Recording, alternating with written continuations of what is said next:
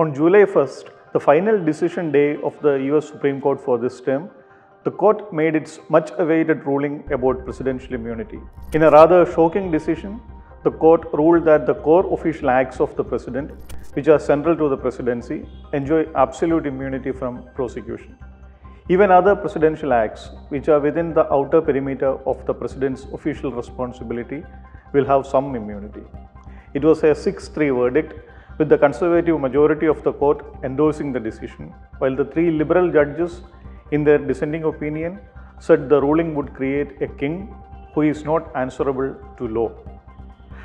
The decision came after former President Donald Trump approached the court claiming absolute immunity in the January 6 Capitol Hill attack case. When Trump approached the court, most people felt that his appeal would be dismissed outright, but the court admitted the petition. After a delay, on March 6, the court announced that it would hear the case on April 25th, the final day of the court's argument calendar in this term.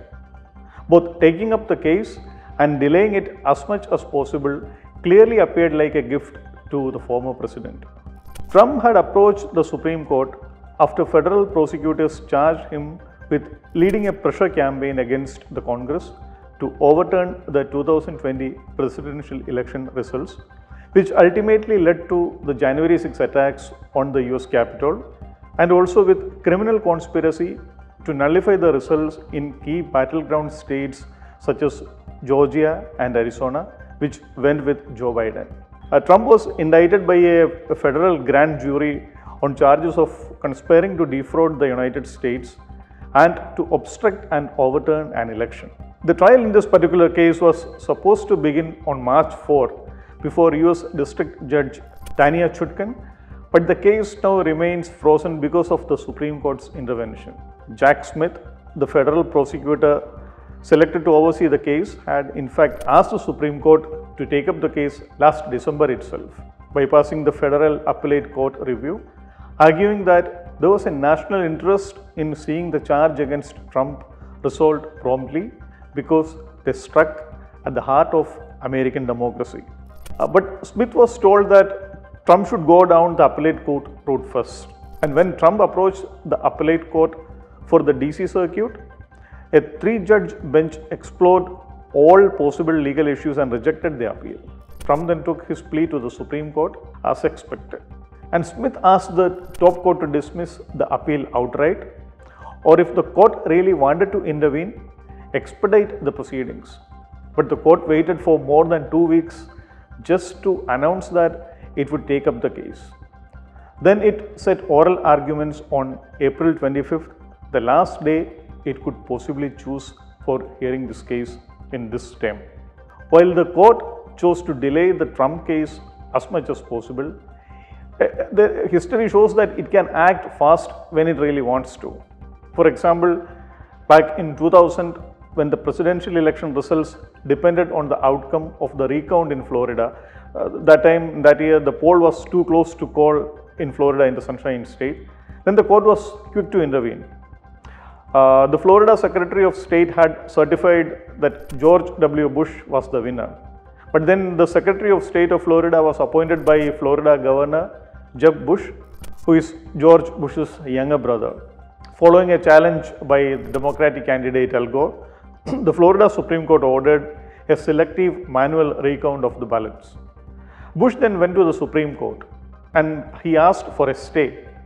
The Supreme Court immediately allowed the stay, and it later permitted the Secretary of State's decision to stand, declaring Bush the ultimate winner of the presidential elections in 2000.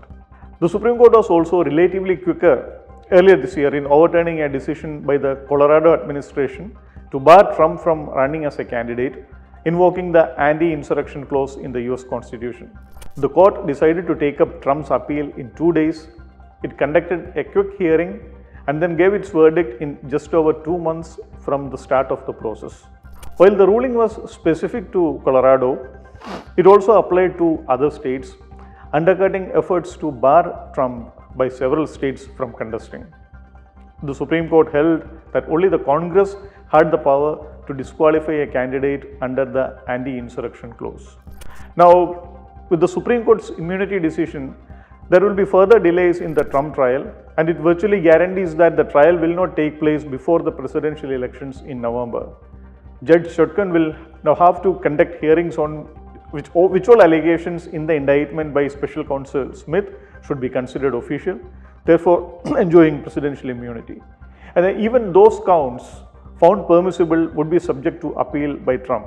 Trump is already challenging the verdict in the hush money case with the porn star Stormy Daniels under the immunity clause. So finally, if Trump wins the elections in November, then it is easy for him to subvert the whole process.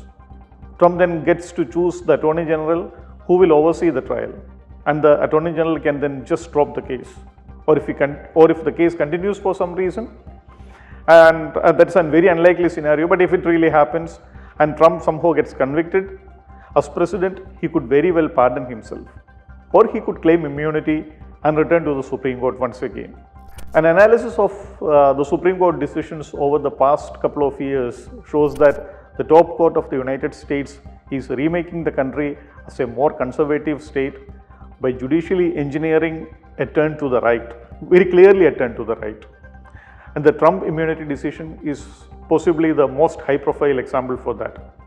But a couple of days before the immunity decision, the Supreme Court made some other key decisions as well. For instance, it took away the federal government's long-standing power to regulate healthcare, public safety, and environmental concerns.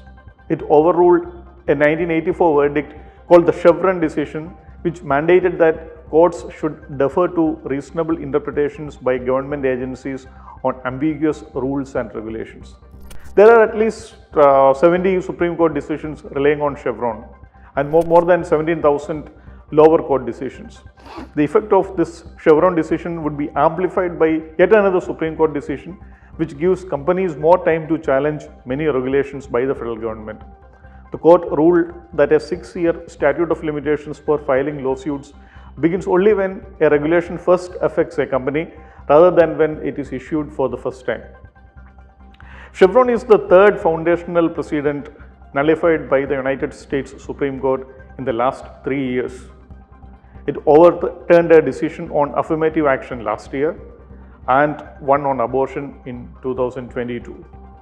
In fact, June 24 marked 2 years since the Supreme Court overturned the landmark Roe vs. Wade judgment that stood for 50 years, giving individual states the power to decide on abortion.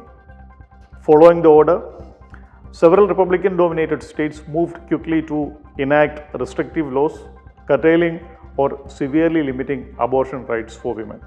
The move has been the result of the clear turn to the right being undertaken by the Supreme Court, especially after Donald Trump nominated 3 justices to the top court. Now, the conservative majority in the Supreme Court, you have the 6 Republican appointees, starting from Chief Justice John Roberts, then you have Justices Neil Gorsuch, Clarence Thomas, Samuel Alito, Brett Kavanaugh, and Amy Coney Barrett. They are all actively leading this rightward shift of the court. And of the 6, Roberts and Alito were appointed by Bush Jr. and Thomas by Bush Sr. and Gorsuch, Kavanaugh, and Amy Coney Barrett by Donald Trump.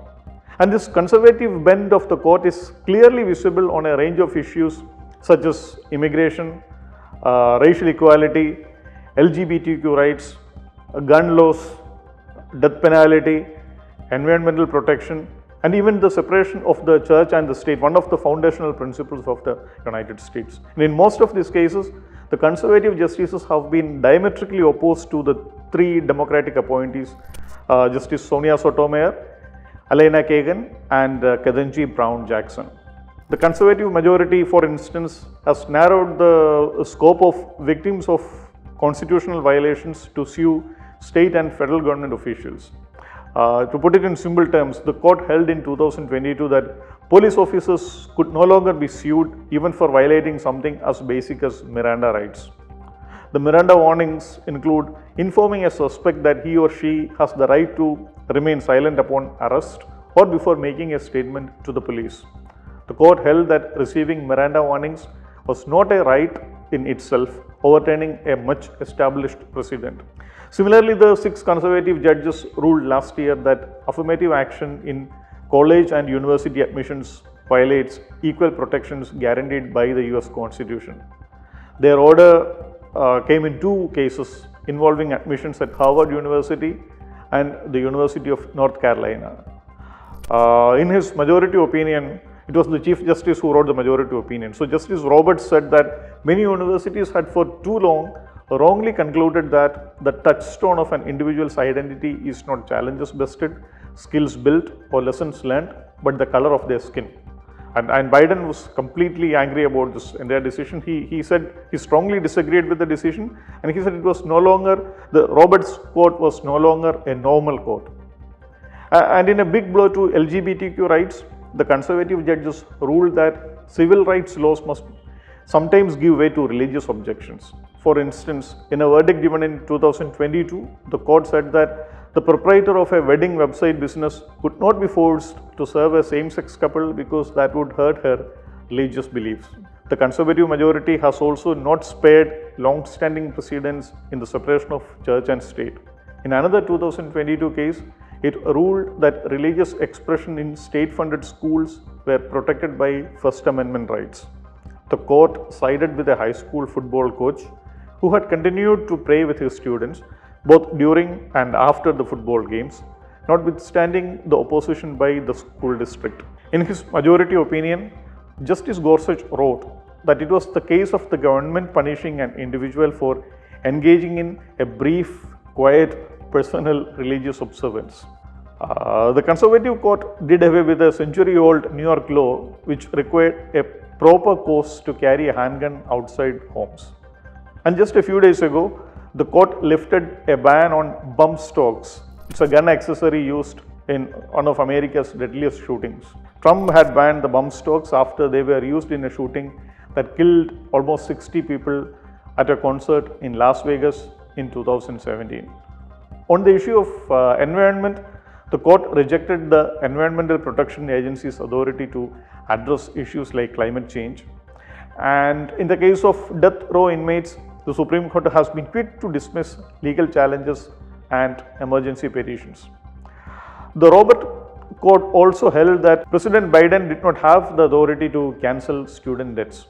Through its decision in the case Biden versus Nebraska, this is a 2023 case, it appended the Biden administration's $430 billion student debt forgiveness plan, affecting nearly 40 million eligible students in the United States. Apart from these ideological concerns, there are also ethical concerns about the conduct of some of the conservative judges, especially the senior-most ones. It was revealed last year that Justice Clarence Thomas accepted gifts and luxury travel from billionaire Republican mega donor Harlan Crow without disclosing it as mandated by federal laws. Thomas also had several real estate dealings with Crow. Justice Samuel Alito, meanwhile, flew an inverted American flag outside his Virginia home after the 2020 election results, even as the Supreme Court was considering an election-related case. Some of his neighbors, in fact, reported it to the Supreme Court. Last year, Alito had also flown a second flag, known as the Return to Heaven flag, outside his beach house in New Jersey. The flag, which originated during the days of the American Revolution, has more recently been used by religious nationalists and pro-Trump activists and demonstrators during the Capitol Hill attacks. Despite several appeals to recuse himself from election-related cases, Alito has refused to do so. Such obvious partisanship on the part of the justices could be a major concern in election-related cases, especially in an election season. And many observers worry that the conservative bent of the court could immensely benefit Donald Trump.